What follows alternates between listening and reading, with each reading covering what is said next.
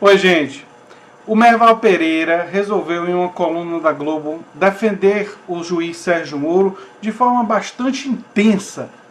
E eu sei que você deve estar pensando, Merval Pereira? Quem é esse? Bem, se você estiver esquecido de quem é Merval Pereira, lembre-se desse vídeo. A gente não sabe o que eles pensam exatamente. Um ator pornô também. Ator pornô. Nós teremos. Pois é. E o Merval Pereira ele fez uma defesa que poderia ser chamada de pornográfica do Moro. Desculpe, gente. Eu estava lendo uma matéria aqui do Conselho Jurídico, né? Deixa eu dar uma olhada aqui. Opa. É uma matéria do consultor jurídico, do Conjur.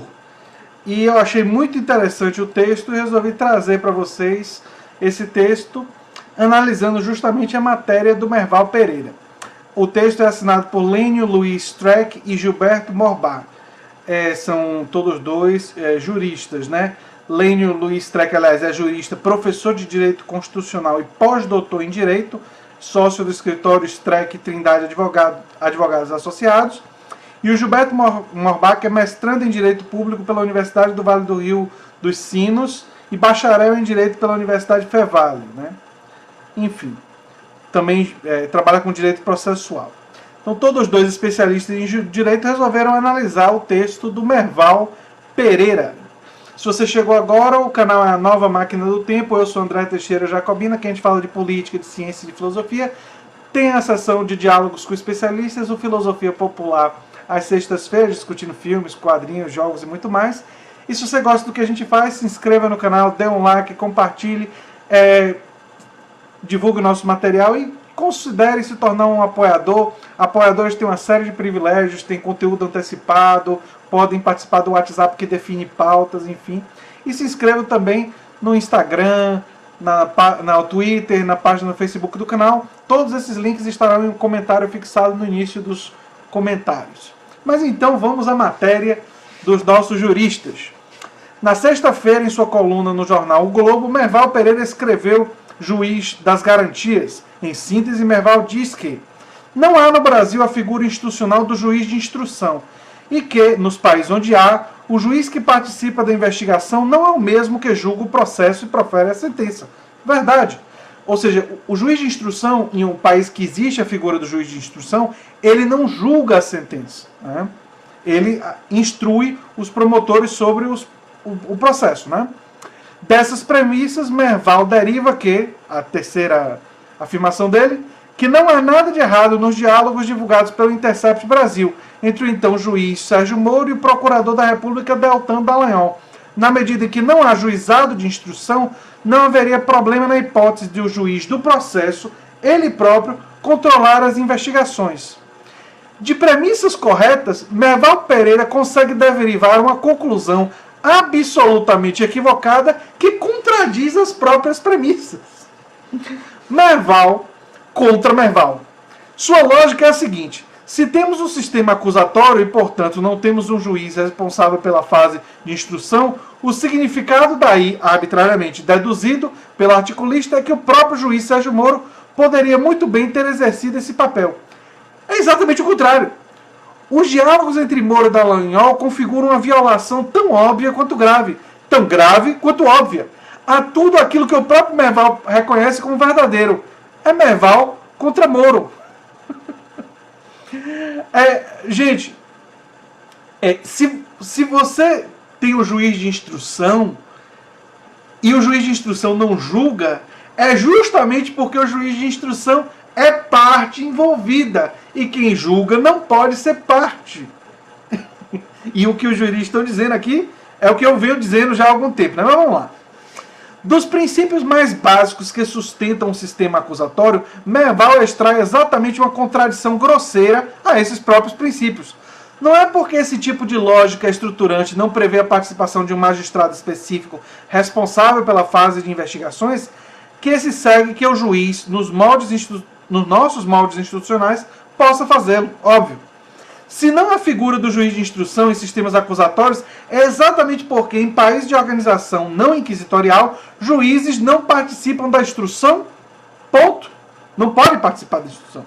porque é vedado a eles participar.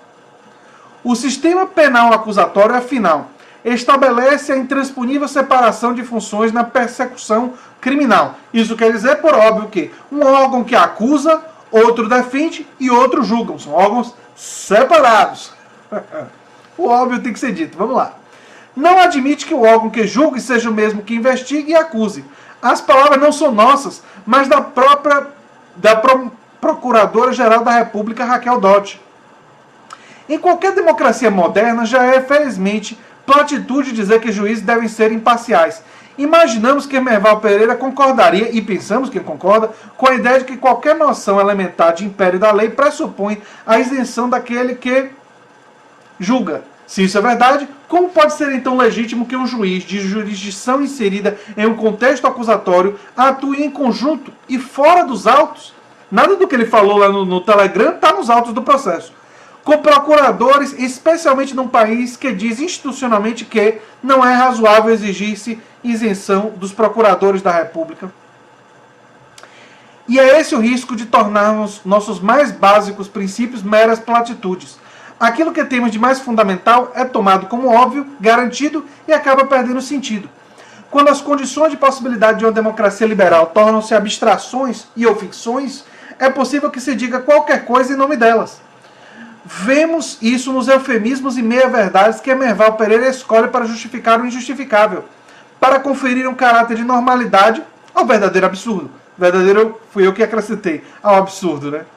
Merval Pereira diz que em todas as conversas reveladas pelo hackeamento do celular do procurador Deltan Dallagnol, não há um só momento em que se flagre uma combinação entre ele e Moro para prejudicar o ex-presidente Lula ou qualquer outro outro investigado qualquer.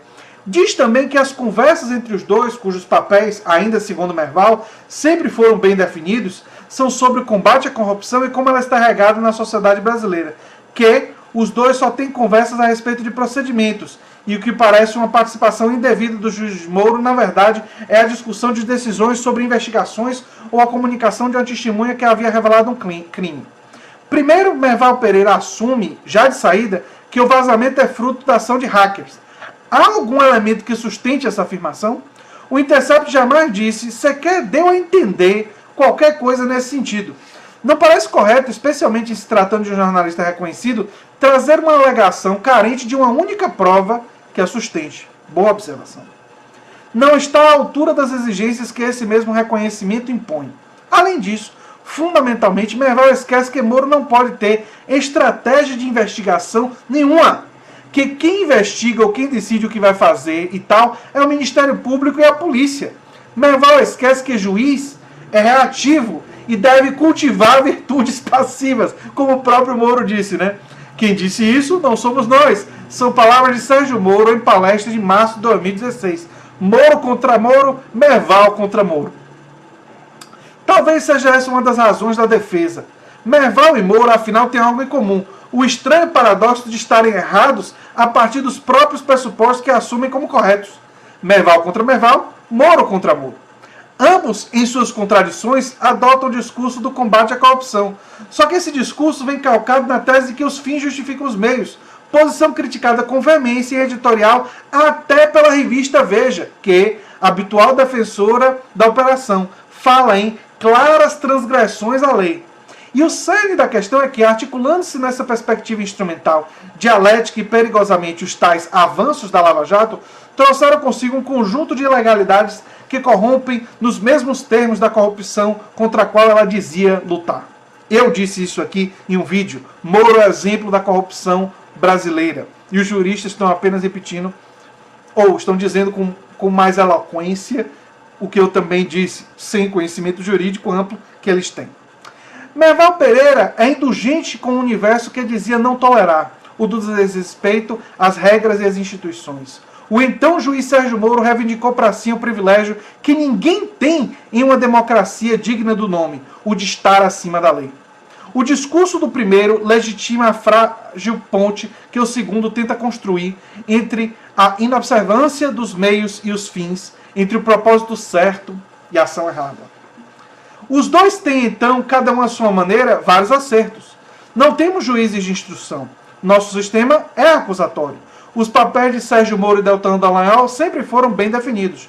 Juízes devem ser reativos, devem preservar virtudes passivas e não podem ter nenhuma estratégia de investigação.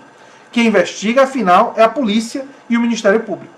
É exatamente em razão de seus acertos que Emerval Pereira e Sérgio Moro erram em todo o resto. As instituições caem quando não respeitam a si próprias e o jornalismo é traído ao consentir o absurdo, atribuindo aquilo que comenta as virtudes que não tem. Querendo ajudar, Merval vai exatamente contra Moro. Adorei. O texto é... Eu quase não comentei, porque o texto é muito, muito bom. Né? São dois juristas, recomendo que vocês vejam a reportagem. E a gente, mais uma vez, vê a Globo e membros da Globo em sua defesa patética, pornográfica, do juiz Sérgio Moro, que eles têm nem só como herói, nem só como super-homem, mas como verdadeiro Deus na Terra. E eles precisam defender o Moro, é importante lembrar, eles precisam defender o Moro, porque eles ajudaram a construir o Moro. Porque o Moro, enquanto figura midiática, mítica, é, em grande medida, uma construção da mídia corporativa, e isso inclui especialmente a Rede Globo de televisão. Então a Rede Globo de televisão tem um interesse investido em que a figura do Moro não seja desconstruída, porque se ela for, a parcialidade, não só do Moro, mas a parcialidade da Rede Globo de televisão fica absolutamente evidente para aqueles que talvez não tivessem ficado. Porque eu sei que a maioria das pessoas que acompanham esse canal tem absoluta clareza de que a Globo tem sim agenda. E é uma agenda a favor de uma reforma da Previdência chilena, é uma agenda de privatização, é uma agenda de entreguismo e subserviência aos Estados Unidos, é uma agenda de fortalecimento de figuras autoritárias. Essa é a agenda central da Rede Globo de televisão. Uma Rede Globo de televisão que a gente lembra o que é que ela fez no debate entre Lula e Fernando Collor. Ou vocês esqueceram? Eu não esqueço essas coisas, não. Eu não esqueço essas coisas, não. Aquela edição foi uma edição feita para desconstruir a candidatura de Lula. Você pode não gostar de Lula, você pode gostar de Lula. Não sei se tem gente aqui que gosta de Fernando Collor. Eu, sem dúvida nenhuma, não sou. Mas essa não é a questão. Fosse quem fosse, aquela edição mostra uma rede de televisão que tem uma família que é dona e famílias poderosas, ricas, que controlam esse país e que mandam mais até ao longo do tempo do que eventuais políticos. Os políticos, em geral, corporativos, são operadores da classe dos ricos e das grandes corporações empresariais desse país. As grandes corporações empresariais e seus asseclas são o poder oligárquico que mantém o Brasil patrimonialista, atrasado e incapaz de fazer jus ao que está escrito na nossa Constituição, que tem uma visão rumo a um estado de bem-estar social, que não foi construído por causa dessas oligarquias que se prendem e se grudam ao poder e àqueles que servem aos seus interesses. Enfim, era o que eu tinha para dizer hoje sobre isso, gente. Se você gosta do que eu faço aqui, se inscreva no canal, dê um like, compartilhe, divulgue o nosso canal e considere se tornar um apoiador. Apoiadores recebem vídeos exclusivos, podem ajudar a definir pauta do canal, entre outros privilégios. Privilégios que não são em detrimento do Estado brasileiro. E nós somos contra todos os privilégios fornecidos pelo Estado a essas elites. Mas aqueles que, de forma coletiva, ajudam a financiar canais progressistas como o nosso, merecem sim receber conteúdo antecipado e participar do processo decisório, porque provam com um pouquinho de dinheiro, 3, 6 reais por mês, que estão engajados em ajudar a contribuir para uma mídia alternativa independente.